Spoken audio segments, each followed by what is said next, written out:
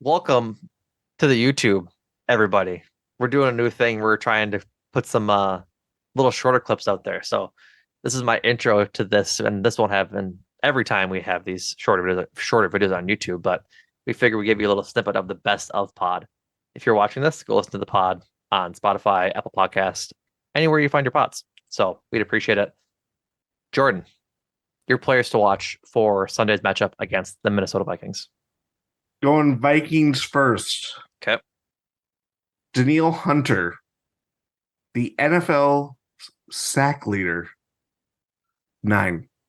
Packers have had a lot of problems, whether it has been Max Crosby, Aiden Hutchinson, probably missing someone else from Falcons game, maybe, or Saints game. I can't remember.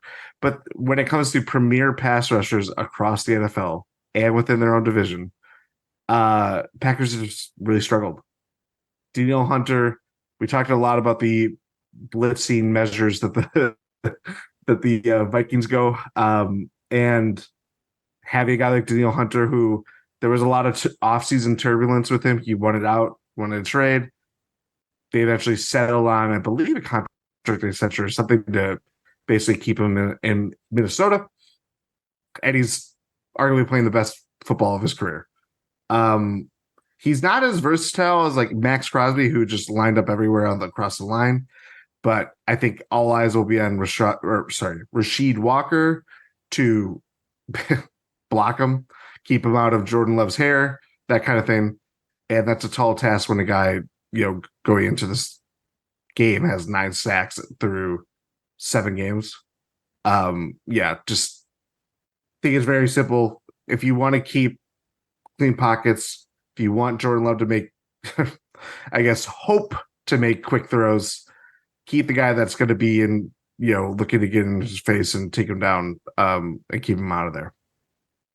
Yeah, absolutely. I think that's pretty obvious. Like, I shouldn't say obvious as to get rid of all of your analysis and whatnot, but yeah, he's been absolutely fantastic this year.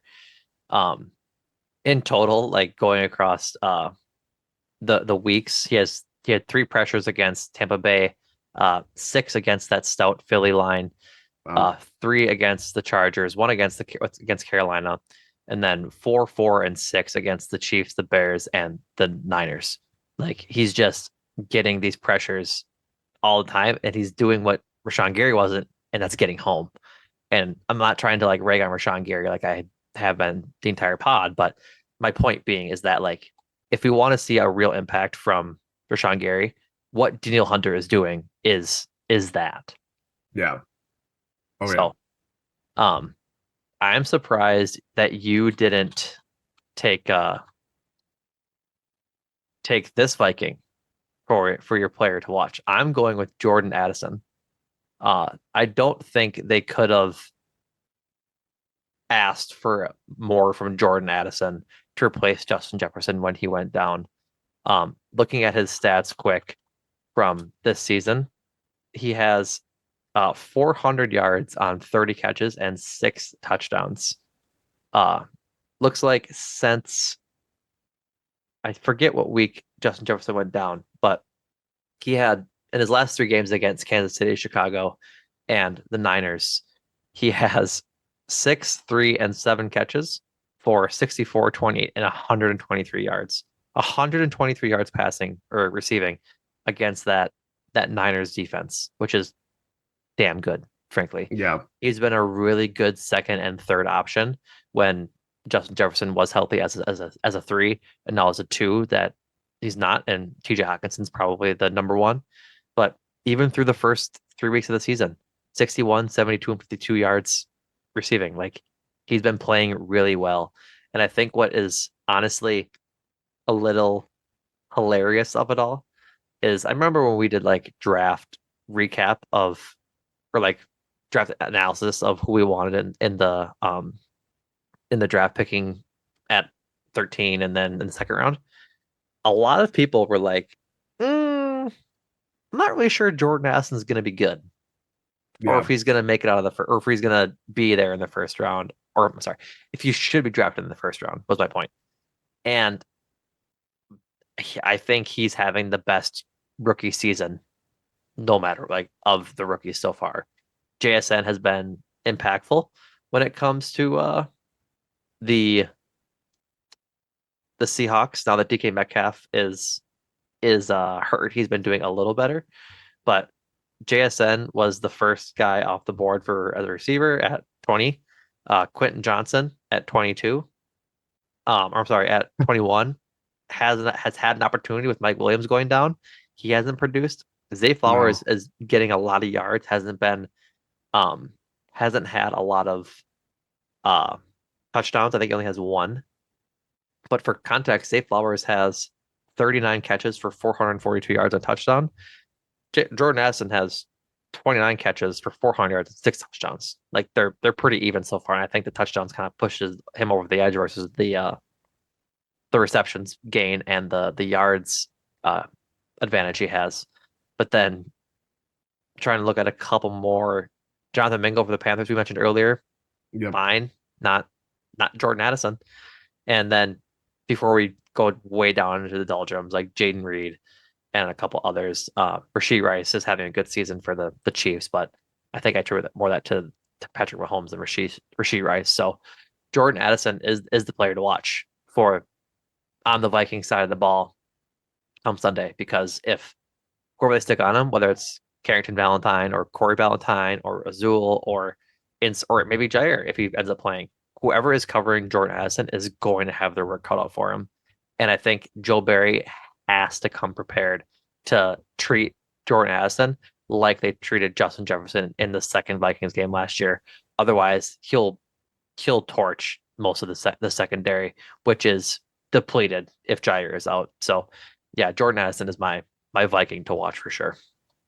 Only Tyreek Hill has more touchdowns than him, receiving touchdowns. And right, and Tyreek's having a monster year. Yeah. Just ridiculous. Right. Who's your Packer, buddy? Oh, it's getting harder just because It, they suck. yeah, it's not Um, not going well. I'm gonna basically do the same thing. Rashawn Gary. That makes sense. He it's we talked a lot about him trying to get home and stuff like that. But as much as we were really bullish about the depth that the Packers had on the edge, it's really been the Rashawn Gary show. And again, he's played half of the defensive snaps pretty much at this point. Yeah. So for him to really generate pressures, ratchet it up, everything like that, get home, possibly, get Kirk Cousins on the ground and maybe force turnovers that way too. Rashawn Gary is probably the best bet to do that. Snap count is going up week by week. Yeah, just keep doing what you're doing, but just like 10% more. That's what I would say to Rashawn Gary. Yeah. And like I wouldn't even be sad if he did more than 10% more, frankly. Yeah, 15, whatever it is. Give We'll 100% more give it yeah, effort than you're exactly. doing. You need to give 110%. 110%. We'll I take don't, it. yeah, regardless, we're joking around. Um my Packer, and I defaulted to you. Usually we go 1-1, like 1-2-1 for picking. I can't think of one like of like someone that really stands out, which means I'm going to default to Jordan Love because like he's the quarterback. We talked about ad nauseum about what he needs to do on this pod and how he needs to quit making similar mistakes, quit looking down his receivers, learn to throw the ball away, hit the guys who are open, frankly, is the biggest thing. And there's points to be scored um against this Vikings team. I don't think they've given up they've only given one 30-point game this year, and it was against the Eagles week 2 in Philadelphia. So again, I also don't think they faced that many high powered offenses. They let up 27 to the Chiefs, which makes sense, but 20, 28, 21, 27, 19, and 22.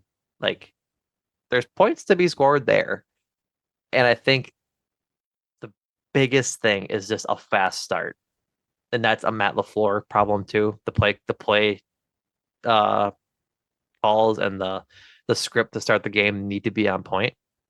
But if I could see a home crowd really into it to cheer on the Packers and be supportive of what they're going for, which is a win and is development, then maybe that helps. Maybe that helps a young team get a little wind in their sails to the point where it all just feels like football again and not like it's work. You know what I mean? Yeah. Like Yeah. to get on the human side of it all, I think they're all reeling on the back of this 3 game slide and knowing that they've lost to two pretty bad teams.